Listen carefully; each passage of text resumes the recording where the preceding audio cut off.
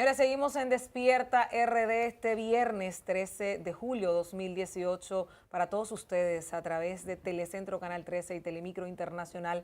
Y hoy compartimos en nuestra entrevista central con una de las figuras que yo digo que tiene una institución, una papa caliente, el ministro de Salud Pública de nuestra República Dominicana, el doctor Rafael Sánchez Cárdenas. Bienvenido. Buenos días. A Despierta RD. ¿Cómo está usted?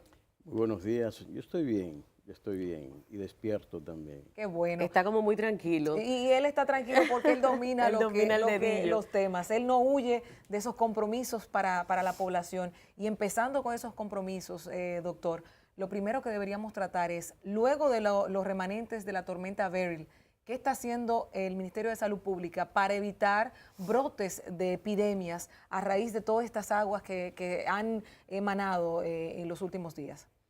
Bueno, usted sabe que el Ministerio cuenta con un departamento de COE-Salud, exactamente sí. Una réplica del que tiene a nivel nacional, existe, que coparticipa con el COE nacional en las labores de prevención, rescate y todo eso.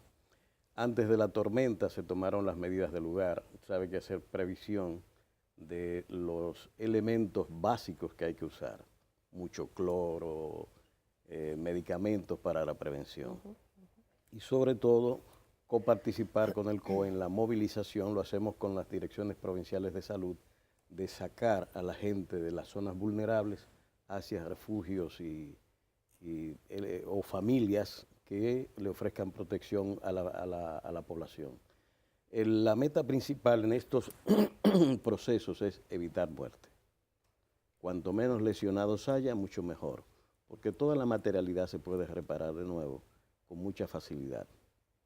Entonces, allí iniciamos todo ese proceso y en este momento estamos en la fase ya post-tormenta, que usted sabe que hay crecimiento de vectores y ese tipo de cosas, entonces vamos en los procesos de fumigación y toma de higienización de los espacios de las comunidades. Se habla de lectospirosis, doctor, y otras tantas enfermedades.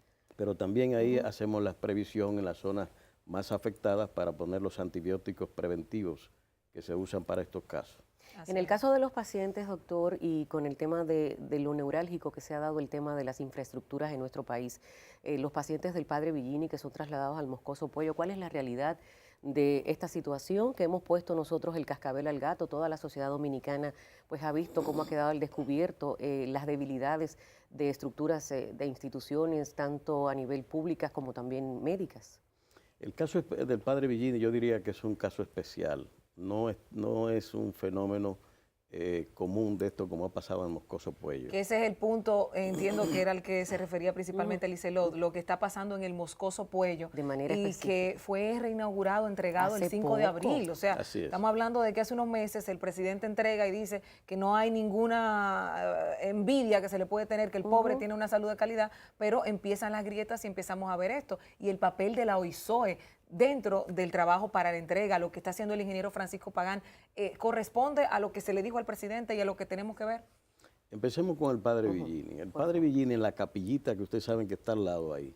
Que se hundió. Exactamente. Entonces, lo que ha revelado es una furnia que hay debajo de la capilla y que se extiende al hospital. En esa zona hay que hacer un estudio de ingeniería que determine qué es lo que está pasando, porque toda esa zona tiene ciertas susceptibilidades. Ustedes vieron cómo se cayó el Hotel Francés al paso de unos camiones cuando se estaban arreglando las calles. Bueno, toda la estructura colonial necesita tener esos cuidados. Para nosotros una sorpresa eso que pasó aquí, y vamos a esperar lo que los estudios de ingeniería digan qué ha pasado y cómo ha pasado. Es indudablemente que el agua tiene que ver con el fenómeno, o sea, que ha corroído las bases de las estructuras y debe ser resuelta. Yo preferiría esperar esa respuesta de los ingenieros, pero en materia de salud lo que se ha hecho es la movilización del hospital. Se van a trasladar los servicios de cirugía y otros al Moscoso Puello.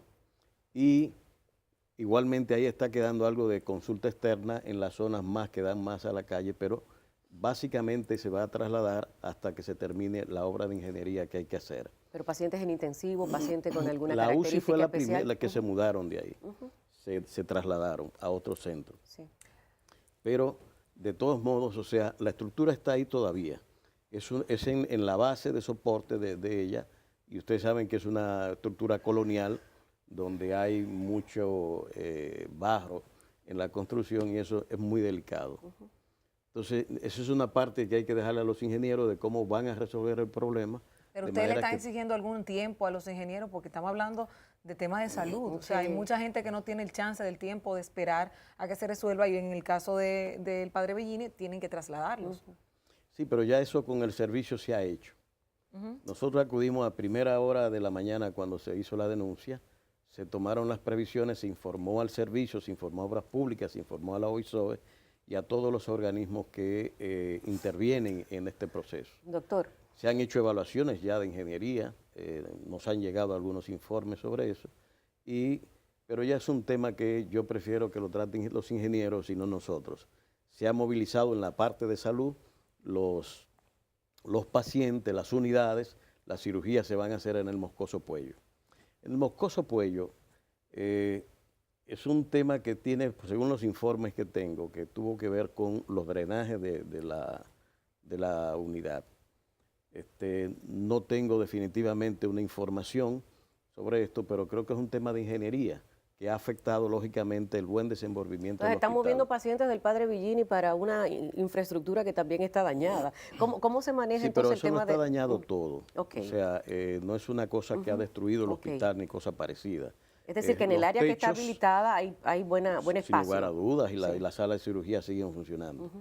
Me refiero al espacio que ha recibido el impacto de las lluvias. De las filtraciones. Por las filtraciones que ha tumbado el nuevo techo se puso, inundado. Pero son medidas que rápidamente se pueden recuperar. Esa parte es de ingeniería y si yo me voy directamente a la parte que ya sí le compete al Ministerio de Salud Pública, como el tema de los equipos, el tema de los otros lugares que están en ese proceso de remozamiento. ¿Cuenta la República Dominicana en el sector salud pública con los equipos necesarios y la capacidad de la demanda que tiene el sector salud? Porque yo siempre me he preguntado, doctor, y ahí le hago la doble pregunta, la primera de los equipos y la segunda. Cada vez inauguramos un centro, o sea, centros nuevos, pero la demanda no cesa, o sea, siempre están llenos los centros de médicos y emergencia de todo tipo de pacientes porque parece como si no diera la demanda. Mire, lo primero que tenemos que entender es que en materia de salud ha habido una demanda insatisfecha de larga data. Una deuda histórica. Es una deuda que está ahí histórica. Y le puedo decir que la infraestructura que se está construyendo en el país, nunca, absolutamente nunca en la vida, en este país se había hecho. Lo que estamos mirando ahora en los procesos de construcción de nuevos hospitales es todo renovado y con tecnología nueva y con previsiones incluso para la transmisión de las enfermedades nosocomiales con nuevos pisos y paredes que se están implementando, que además son más hermosas. Quiere decir que todo este proceso de inversión, de cambio de infraestructura, y yo la he vivido las dos etapas, porque cuando trabajaba medicina, por ejemplo, en Juan Pablo Pina, tuve un tiempo en la maternidad, y los partos se hacían con galones de agua. Ajá. Es decir, que mire usted que usted va a dar a luz y están usando un galón de agua. O una vela para alumbrar. Y usar, por ejemplo, guantes reciclados, envueltos en papel periódico, se enviaban al autoclave. ¿Sabe lo que es eso? Esa era la situación. Eso no es lo que se está viendo aquí en los hospitales dominicanos, renovados, sobre todo, que es a lo que quiero referirme, y que nos faltan unos 22 hospitales por terminar.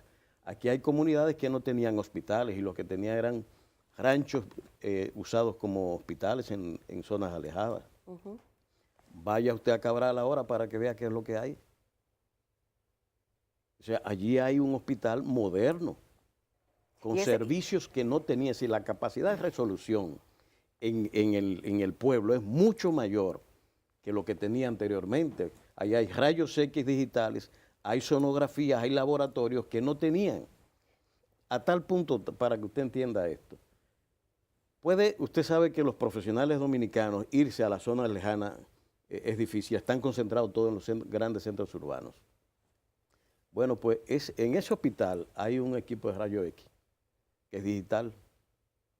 Es decir, con las nuevas tecnologías ya ni siquiera vamos a necesitar que esté un radiólogo en la zona, sino simplemente un centro de lectura de esa información que se envíe digitalmente allá, aquí se lee y se envía de nuevo para allá, porque el médico lo que necesita es la opinión del radiólogo, igual que el sonografista.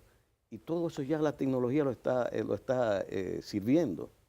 De modo que yo espero que a corto tiempo, cuando todo este proceso concluya, más los grandes centros que se van a instalar para dar servicios de este tipo, van a resolver enormemente muchos de los problemas que antes sencillamente no existían. Nos basábamos en la clínica, en las habilidades profesionales que tenía el recurso humano, ¿verdad? Que a base de estudios y de práctica médico-clínica va aprendiendo el comportamiento y manejo de las enfermedades.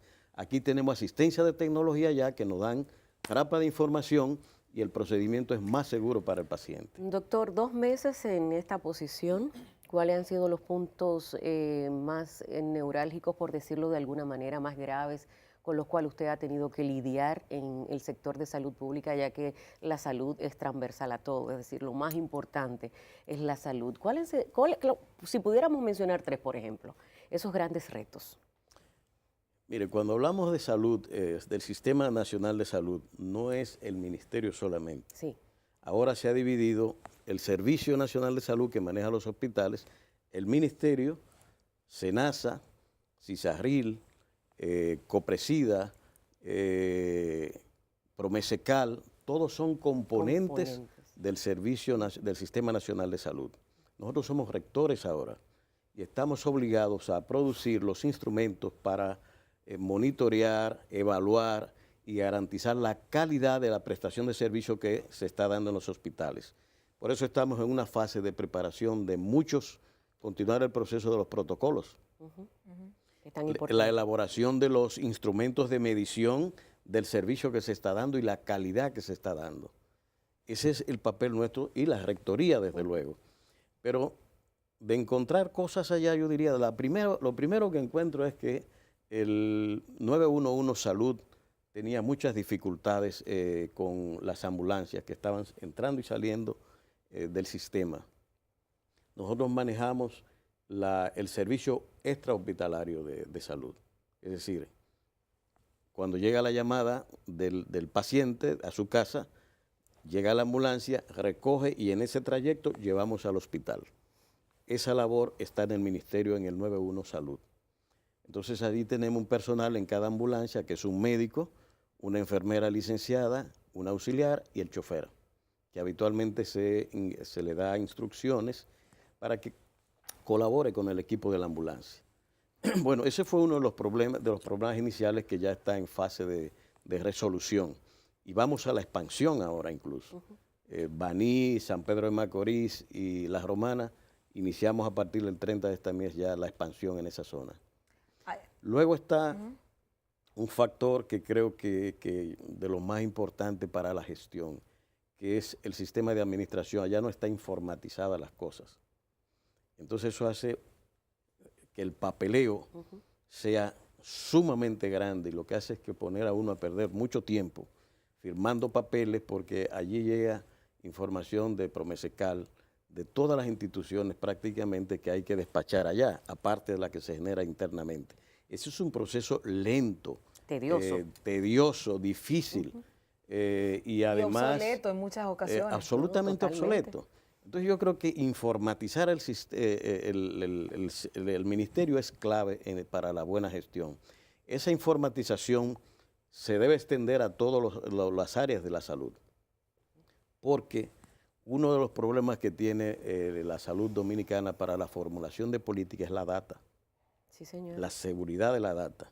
Usted formula políticas en la medida en que la data suya es confiable y recolectar la data de manera manual y muchas veces como se hace, pues ya usted sabe lo tedioso y la pérdida de tiempo que tiene.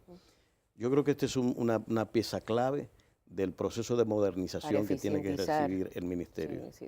Ahora yo le pregunto, en estos días hemos estado tratando, justamente también aquí veíamos que los medios de comunicación también hacen eco de la información que está ocurriendo o la situación con las ARS y el CISARRIL, como usted mencionaba, y el Consejo Nacional de la Seguridad Social, en el hecho de que los afiliados a alguna ARS van a hacerse una analítica y le dicen, bueno, no te cubre o te cubre solamente este número de análisis, o tu médico no está afiliado a la ARS, por eso tienes que pagarlo aparte.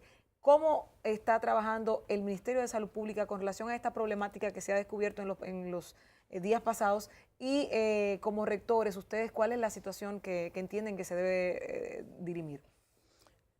Esa parte se resuelve en el Consejo de la Seguridad Social.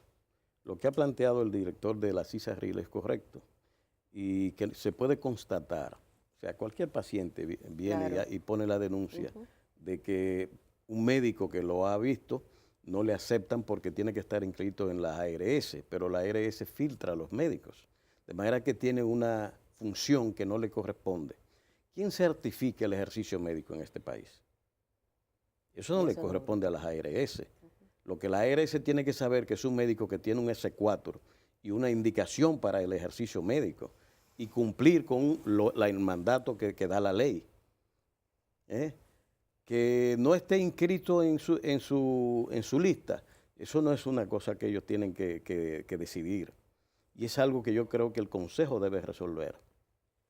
Los médicos certificados que tienen sus exequatur y que tienen las competencias que se presumen y que el paciente ha acudido y es quien está demandando la salud, no tiene que ver con el médico si éste reúne las condiciones legales para el ejercicio, sino con la prestación que está demandando el paciente a esa ARS. Entonces, debiera cubrir el servicio. Sí, sí. Doctor, la clandestinidad de medicamentos, laboratorios que se hacen en el patio de cualquier lugar y ciertamente falsifican medicamentos. ¿Cuál es la realidad y si ciertamente se le da el seguimiento para resolver y que no vuelvan a establecerse esos laboratorios? Bueno, mire, yo hace años que estoy mirando y en la prensa está saliendo la información sobre ese tema. Moca ha sido el lugar predilecto ya, pero hoy sale la información de que en Cancino hubo un decomiso de un laboratorio que estaba ya empacando y procesando medicamentos.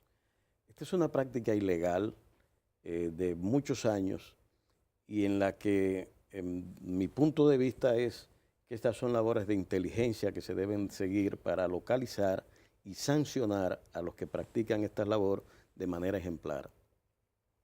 ¿Cuántos desalojos de la calle Altagracia de Moca se han hecho? Eso está repetitivamente apareciendo por años en la prensa. ¿Y los medicamentos, al poco doctor? día de nuevo está todo Exactamente. ahí. Es que hay esos laboratorios y reempacadores. Si usted coge, por ejemplo, unas muestras médicas y usted tiene una empacadora, empieza a preparar y a vender estos medicamentos. Y hay un vínculo entre una cosa y la otra.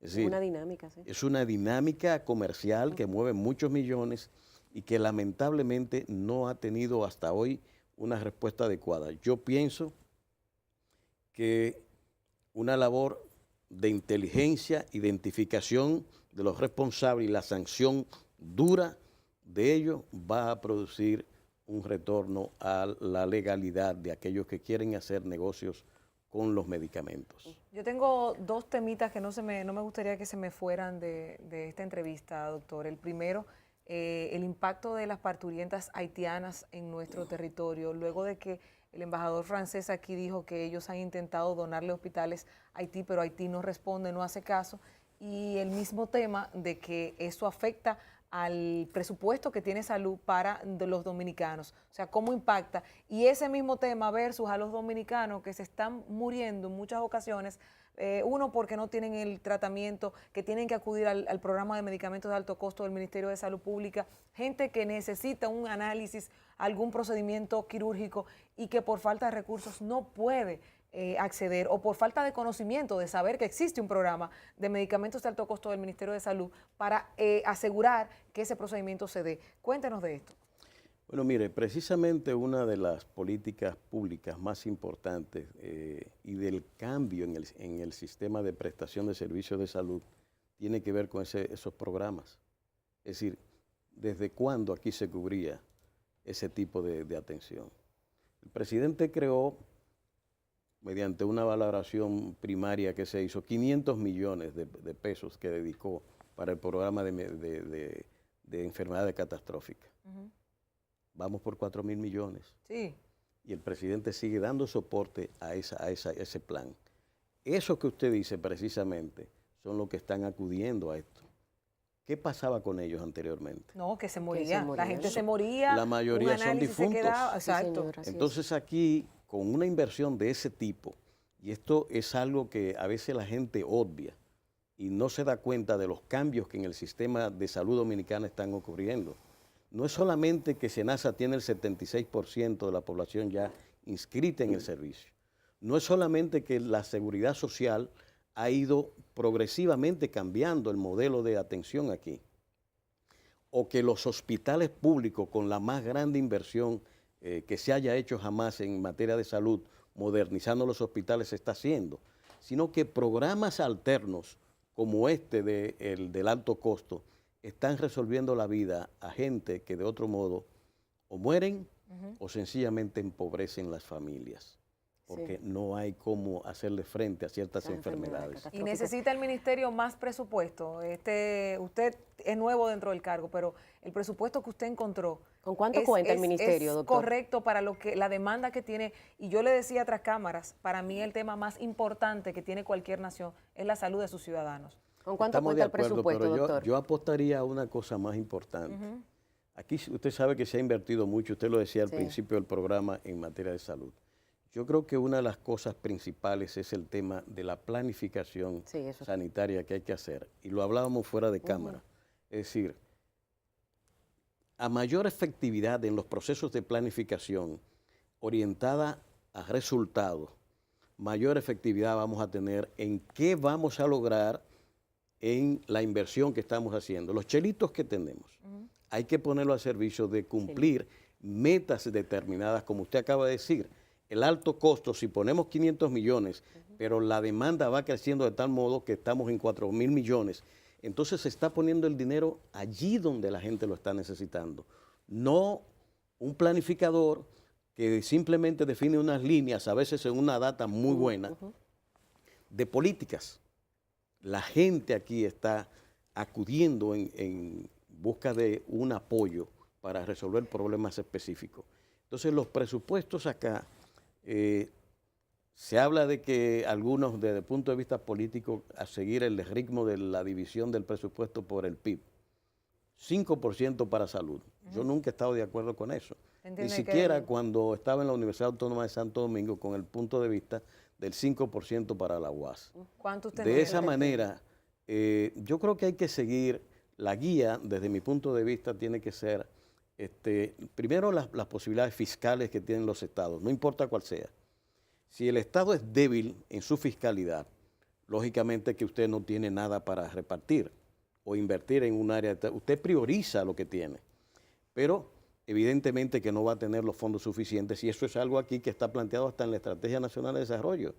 Aquí hay que hacer un pacto fiscal, porque el Estado no cuenta, a pesar de la riqueza que tiene la sociedad dominicana, que no es la misma de hace 20 años, y en esto tenemos que ver lo que le decía ahorita del parto, la práctica que se daba en el Juan Pablo Pina cuando estuve allá, no es lo que se está viendo aquí ahora.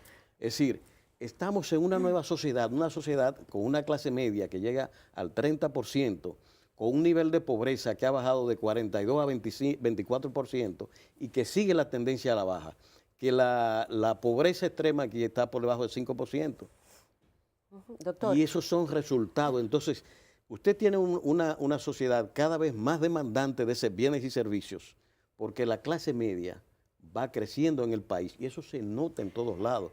Aquí hay clase media que está apareciendo en los pueblos y campos, campesinos que andan en camionetas nuevas y que están produciendo en materia agrícola.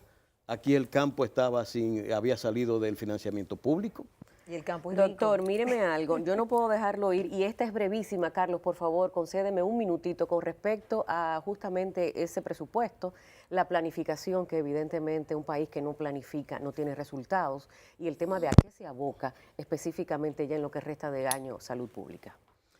Mire, yo cuando llegué al cargo, gracias a la generosidad del presidente, dije que una de mis metas principales tenía que ver con la mortalidad materno-infantil.